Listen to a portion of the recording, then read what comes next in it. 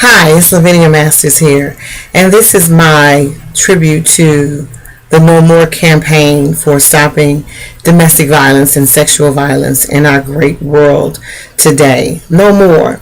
No more, that should speak volumes to many. I applaud the Joyful Heart Foundation and I applaud the NFL for taking a stand and stepping up, trying to say no more and being a voice and giving refuge to victims of sexual and domestic violence.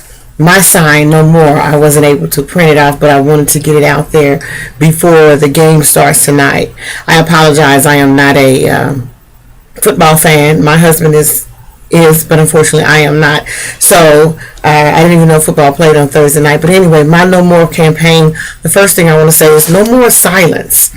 Like everyone says, no more silence, no more not speaking out and speaking up about sexual violence or domestic violence. I myself am a survivor of sexual assault, and the silence that I've kept or held on for so long and so many years almost crippled me, almost became like a cancer cell to my life. And I decided one day that no more will I remain silent about what happened to me, about the pain and the devastation that sexual violence brings to a little girl and how it affects her as it carry on into womanhood as she tries to grow and mature into something normal, or what she considers normal after being victimized by violence, sexual violence. No more excuses. No more excuses for us to not talk about sexual violence. No more excuses for us to not do anything about sexual or domestic violence. No more excuses about why it happens. No more excuses about because she made me angry or she provoked me. There are no excuses. So there should be no more excuses that we put out. No more ignorance.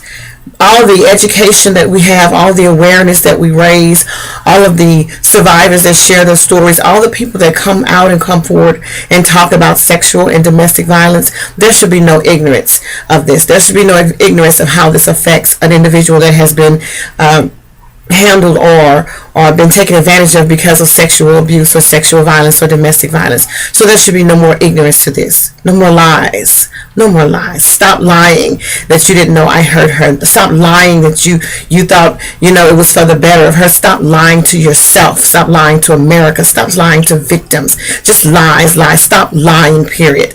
Lying about how it affected us. Lying about how you thought you were protecting us. Lying about everything. Just stop the lies. No more lies. No more passing the blame. She didn't want it. She didn't want to be hit.